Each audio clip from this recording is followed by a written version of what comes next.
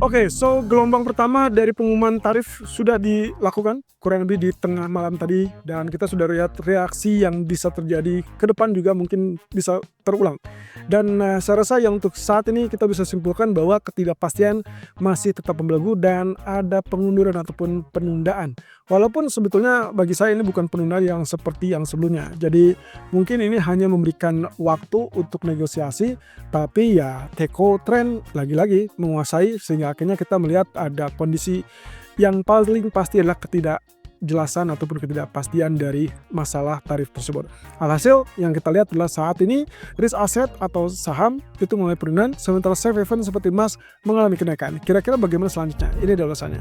So, faktor penggerak market yang pertama adalah jelas itu dari rilis surat tarif yang diberlakukan atau yang diumumkan oleh Trump tadi malam dan resmi ya, secara resmi kalau kemarin belum dapatkan pengumuman resmi tersebut bahwa itu diundur atau ditunda, sekarang sudah secara resmi diundur 3 minggu berarti tanggal 1 Agustus dan tapi masalahnya adalah Trump mengatakan bahwa walaupun tanggal 1 Agustus sudah pasti, tapi dia terbuka untuk opsi lain. Ya akhirnya market mungkin mengartikan ini teko trend lagi. Ya otomatis dianggap penundaan dan akhirnya mungkin luluh lagi. Jadi kita akan lihat ke depan apakah ini akan berpengaruh kepada sentimen pasar apa tidak. Kemudian yang kedua adalah masalah dari geopolitiknya. Dari apa yang disampaikan oleh Trump tadi malam juga diselipkan terkait dengan rencana pertemuan ataupun rencana perundingan nuklir berikutnya untuk Iran. Dan kelihatannya penegasannya adalah bahwa mereka tidak setuju bahwa Iran memiliki nuklir, itu saja. Dan kemungkinan yang akan kita lihat lagi-lagi akan ada semacam konflik ataupun defensif dari pihak Iran. Karena dari beberapa waktu yang lalu jelas dari Iran sendiri mengatakan bahwa mereka masih akan terus melanjutkan program tersebut. Ya terlepas dari itu teman-teman, yang saya soroti adalah pernyataan Trump juga bahwa dengan harapan dia tidak perlu melakukan serangan kembali ke Iran. Saya rasa ini akan menjadi tanda tanya besar ya, apalagi kalau misalkan kita kaitkan dengan gencatan senjata dengan Israel yang notabene hanya berlaku 60 hari ke depan. Saya jadi agak curiga kemungkinan nanti setelah itu sudah selesai, berarti 60 hari ke depan, maka kemungkinan dia akan sedikit membiarkan atau dengan cara lain atau dengan kata lain misalkan mungkin memberikan rekomendasi ataupun izin untuk Israel kembali menyerang Iran. Nah terlepas dari itu kita mungkin tidak tahu aslinya seperti apa, realitanya akan seperti apa, mungkin juga tidak akan terjadi peperangan, semoga saja tidak. Tapi kalau iya berarti kita harus waspada dalam 1 hingga 2 bulan ke depan terkait dengan hal ini. Tanda-tandanya mungkin kita akan tunggu terlebih dulu terkait dengan kapan mereka akan melakukan pertemuan dengan Iran dan hasilnya akan seperti apa. Mungkin akan ada semacam diplomasi 1 atau 2 kali berturut-turut, baru nanti kita akan terbaca situasi yang akan terjadi. Kemudian deadline tarif yang sudah mendekat, ternyata tarif resmi yang sudah diumumkan pun kita lihat penekanannya kepada Jepang dan Uni Eropa ya. Secara keseluruhan, kalau saya lihat dari apa yang terjadi sepanjang 2 minggu terakhir, Uni Eropa saking getolnya untuk mungkin mencoba untuk merayu ya, dengan kondisi bahwa mereka berharap bahwa tarif yang diberlakukan oleh Amerika terhadap Uni Eropa itu hanya sekitar 10%.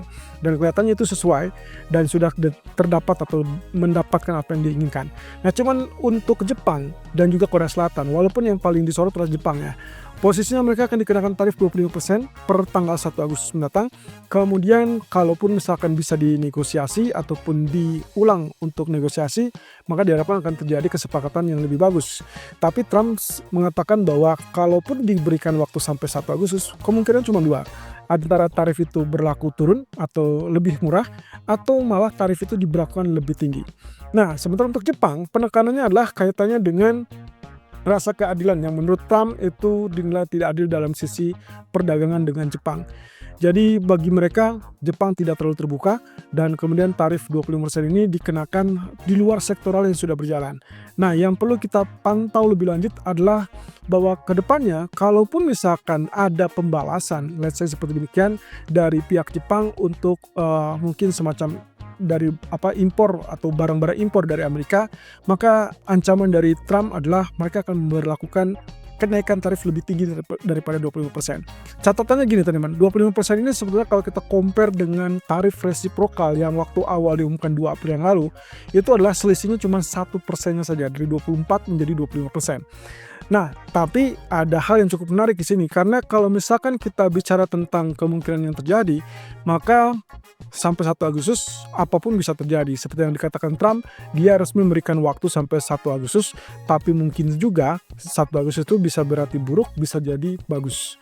Kalau secara keseluruhan menurut saya, kita sudah bahas kemarin bahwa kalau misalkan terjadi penundaan itu adalah kurang bagus untuk dampak kepada bank sentral yang mana mereka sedang menantikan dampak dari tarif tersebut kepada ekonomi. Artinya semakin lama diundur, maka semakin lama juga ketidakpastian itu menghinggapi pasar. Itu sebabnya yang terjadi adalah saham bergerak atau merespon negatif, sementara safe haven kali ini berpihak kepada gold dikarenakan USD Japanese Yen mengalami penurunan atau lebih tepatnya yen mengalami pelemahan terhadap US dollar sehingga kita melihat USD Japanese Yen mulai kenaikan.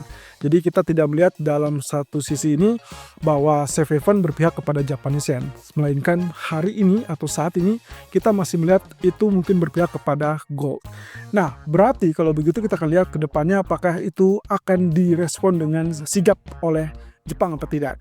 Reaksi dari Perdana Menteri Ishida tentunya hal yang standar ya menurut saya dari kalimat yang disampaikan bahwa dia mengklaim apa yang terjadi dengan tarif 25% itu adalah hasil negosiasi selama ini.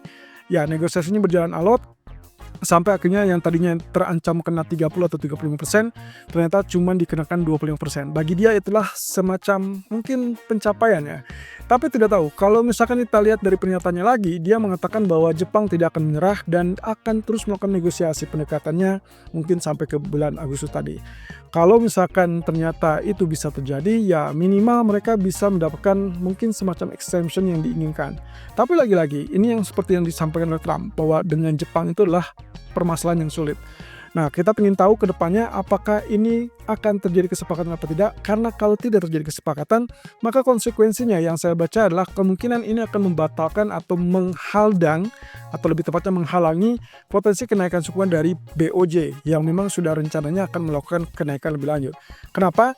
Simpelnya adalah dengan adanya tarif yang mengalami kenaikan, maka setiap perusahaan ataupun pabrikan yang ada di Jepang ini kelihatannya akan sulit untuk memenuhi kesepakatan upah yang sempat dicapai dalam negosiasi awal tahun kemarin. Ya, jadi di awal tahun ini kurang lebih di Januari ataupun Februari kita sudah dapatkan bahwa setiap perusahaan itu sepakat untuk menaikkan upah dan bahkan termasuk mencatat rekor tertinggi kenaikan upah. Tapi sayangnya bagi beberapa perusahaan, terutama perusahaan yang kecil, kelihatannya ini akan menjadi jomplang atau agak sulit untuk memenuhi itu. Dan kalau itu terjadi berarti tingkat upah atau pertumbuhan upah itu akan kurang lebih mungkin terhadang atau terhambat. Sehingga akhirnya ujung-ujungnya inflasi yang diharapkan oleh BOJ naik gara-gara permintaan itu justru kembali terhambat. Kalau itu terhambat, berarti otomatis mereka tidak punya alasan untuk menaikkan suku bunga dalam waktu dekat. Saya rasa ini peta yang bisa terbaca nanti ke beberapa waktu pertemuan ke depan. Oke, kemudian proyeksi dari Goldman Sachs terhadap suku bunga. Mereka masih tetap menekankan ada kemungkinan bahwa Fed tetap akan menurunkan suku bunga dan proyeksi terbaru mereka bukan Desember melainkan dimajukan lebih awal, 3 bulan lebih awal itu adalah September. Dan menurut mereka ada kemungkinan bisa saja pemangkasan ini di bulan September agak sedikit di atas 50%. That means mungkin kita anggap saja mungkin ada potensi sampai 75%. Atau dengan kata lain mungkin proyeksi mereka adalah sekitar 3 kali 25 basis point. Dan itu berarti September, Oktober, Desember. Kalau Anda ingat dengan apa yang sempat kita share di Instagram official, Agronet Futures Official, kita sempat men-share pandangan kita juga bahwa kemungkinan kalau kita merujuk kepada apa yang terjadi pada tahun 2024, maka kemungkinan akan ada peluang untuk pemangkasan September, Oktober, Desember 3 kali. Dan itu berarti hampir mirip dengan apa yang disampaikan oleh Goldman Sachs.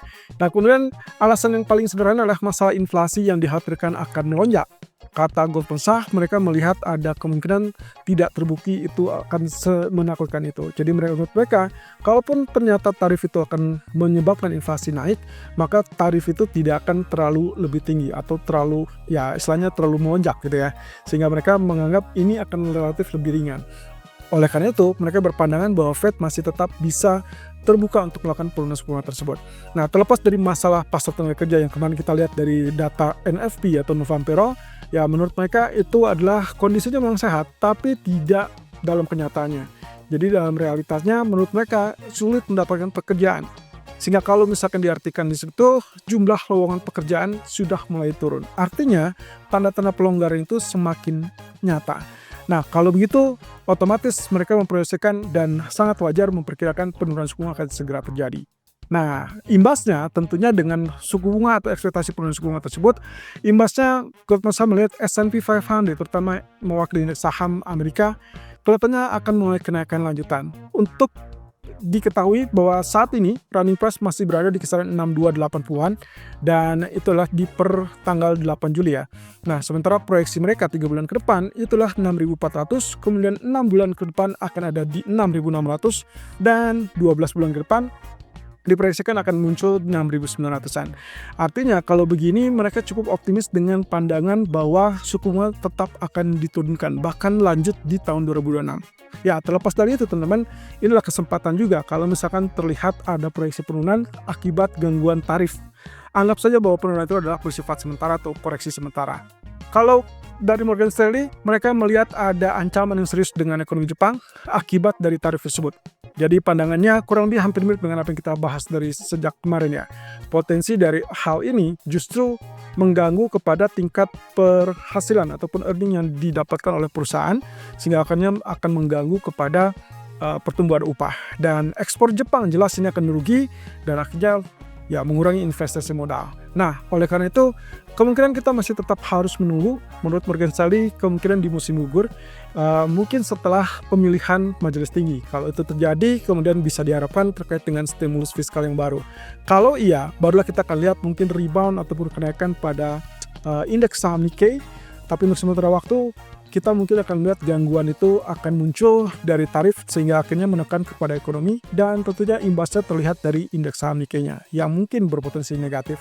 Kalau begitu, lawannya adalah kemungkinan Japanese Yen itu akan melemah lebih lanjut dan itu berarti USD Japanese Yen akan bergerak naik untuk beberapa waktu ke depan. Ya, kita tinggal tunggu saja sampai 1 atau 2 bulan ke depan dampak dari tarif akan seperti apa dan realisasinya akan seperti apa. Oke, untuk ekonomi kalender malam ini saya tidak melihat ada data yang terlalu penting, hanya ada New York Fed 1 Year Consumer Inflation Expectation. Kalaupun dianggap ini menggerakkan market, saya rasa tidak akan terlalu signifikan ya. Ya, kecuali kalau misalkan ada perubahan, entah itu mungkin ekspektasinya menjadi 4% atau bahkan 3,5% atau malah turun di bawah 3%. Kalau misalkan dia naik, ya otomatis kita akan lihat mungkin peluangnya adalah dolar akan kembali lanjutkan kenaikan ataupun penguatan. Tapi hati-hati, ini adalah dampak sementara yang mungkin kita artikan sebagai respon atau reaksi market terhadap kekecewaan-kekecewaan terhadap tarif. Nah, sementara itu fokusnya tentunya tarif ya. Kita masih tetap tunggu perkembangan lebih lanjut terkait dengan beberapa negara yang belum diumumkan. Jadi mungkin kita akan dengarkan dari China ataupun bahkan BRICS. Karena sampai saat ini reaksi dari China adalah menolak atau bahkan mengultimatum kepada Amerika. Dikarenakan mereka terancam, negara-negara BRICS terancam mendapatkan tambahan tarif 10%.